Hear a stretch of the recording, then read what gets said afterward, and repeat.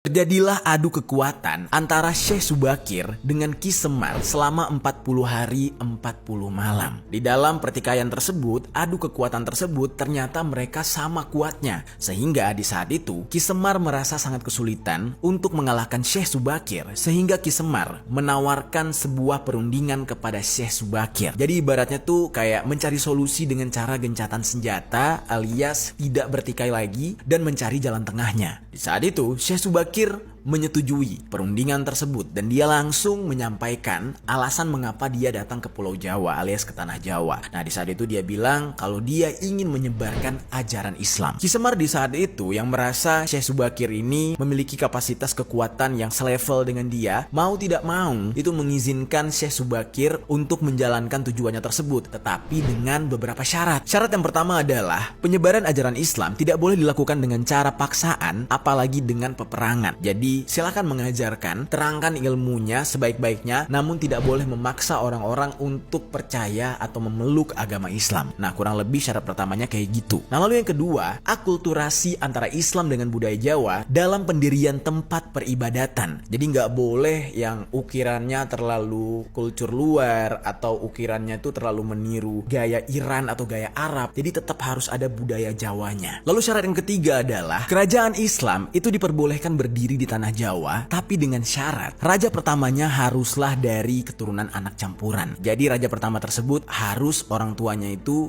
yang satu beragama Kapitayan, yang satu lagi beragama Islam, atau juga boleh yang satu Hindu, yang satu Islam. Lalu syarat yang keempat, tidak boleh membuat tradisi Jawa memudar, yang mana Syekh Subakir dianggap berasal dari Arab di saat itu, padahal aslinya dia Persia. Di saat itu dikatakan kalau orang Jawa tidak boleh mengubah tradisi mereka atau gaya mereka menjadi ala-ala orang Arab. Jadi mereka harus tetap dengan budaya Jawanya. Pakai kebaya, pakai blangkon, pakai sarung, pakai batik. Jadi tetap dengan gaya Jawanya.